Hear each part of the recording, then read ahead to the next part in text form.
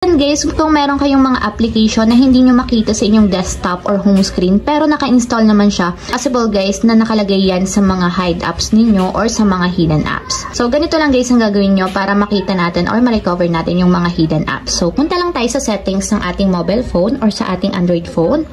Then pag-open guys dito sa settings, pumunta lang tayo sa search bar. And dito isa-search natin is desktop.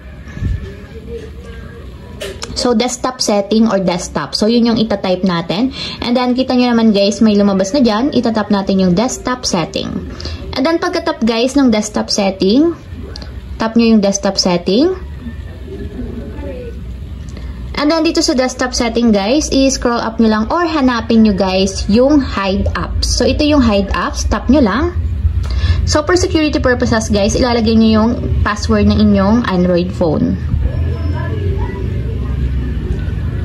And then after nyan guys, hanapin nyo na dito yung hidden apps. So tap nyo lang yung hidden apps.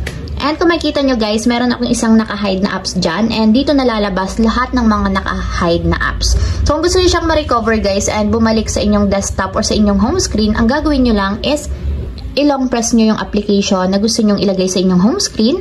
And kung makikita nyo nakaselect na siya, so tatap natin yung export dito sa baba para ma-export siya sa ating home screen.